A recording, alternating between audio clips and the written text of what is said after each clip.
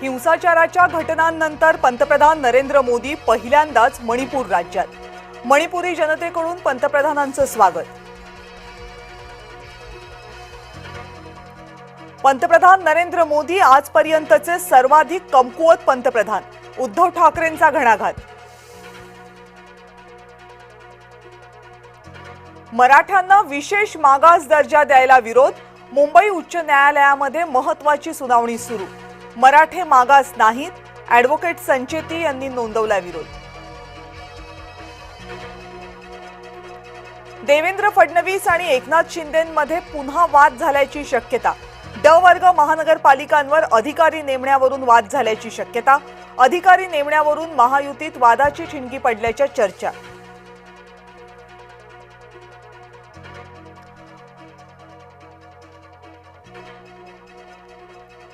मुंब्र्यामध्ये मुस्लिम धर्मीयांचा त्रागा. डुकराचं मांस खायला घातल्यानं मुस्लिम धर्मीयांचा संताप. ऑनलाईन चिकन मागवलं, मिळालं डुकराचं मांस असा आरोप.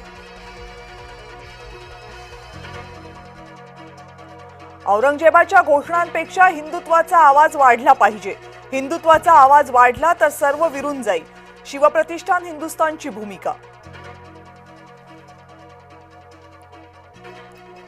नागपूरमध्ये विकास आला घरात. नागपूरमधल्या अशोक चौकातील उड्डाणपुलानं वळण घेतलं. वळण गेलं घराच्या बाल्कनीमधून. घर अनधिकृत असल्यानं प्रकरण वादात.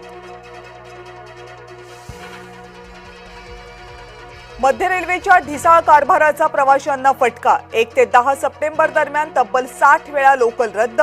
सतत लोकल रद्द होत असल्यामुळे प्रवासी हैराण. खराब हवामानामुळे नरेंद्र मोदींचा मिझोराम दौरा रखडला. मिझोरामसाठी 9,000 कोटी रुपयांच्या विकास कामांचं पंतप्रधान मोदींनी केलं ऑनलाईन लोकार्पण.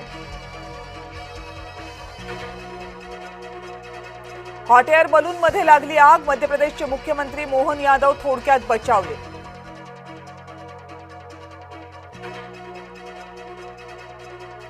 प्रभादेवी पुलाच्या बंद होण्यानं मध्य मुंबईच्या वाहतुकीमध्ये बदल. भविष्याच्या सोयीसाठी पूल पाडणं गरजेचं, सरकारची भूमिका. ॲलोपॅथीचे डॉक्टर चिडले. 18 सप्टेंबर पासून राज्यव्यापी संपाची घोषणा. हकीमाला ॲलोपॅथीची उपचार पद्धती वापरू देण्याचा निषेध. मातोश्रीवर आज आमदार आणि खासदारांची बैठक. भविष्यात कुणासोबत जायचं यावर उद्धव ठाकरे करणार मंथन.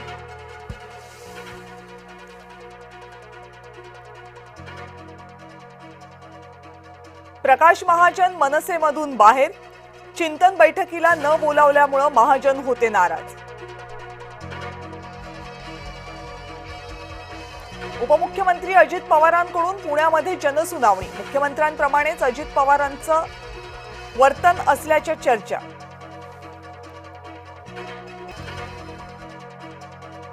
घराच्या बाल्कनीतून उड्डाणपुलाचं बांधकाम. नागपूरमधल्या अशोक चौकातली घटना. प्राधिकरणाची पालिकेकडे घर हटवण्याची मागणी.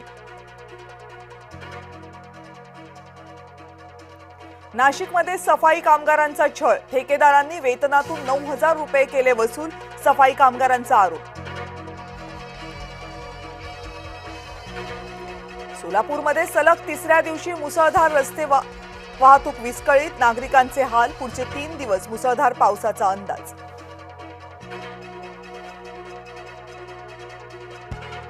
मिस इंटरनॅशनल रुश सिंधू नागपूरमध्ये परतली. कुटुंबियांसह चाहते रुशच्या स्वागताला विमानतळावर.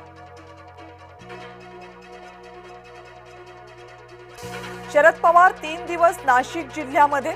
पक्ष बांधणीसाठी शरद पवारांचा दौरा असल्याची शक्यता. आदिवासींचं आरक्षण मिळवण्यासाठी हिंगोलीमध्ये बंजारा युवकाचा आमरण उपोषण. हैदराबाद गॅझेटनुसार बंजारा आदिवासी प्रवर्गात येत असल्याचा दावा.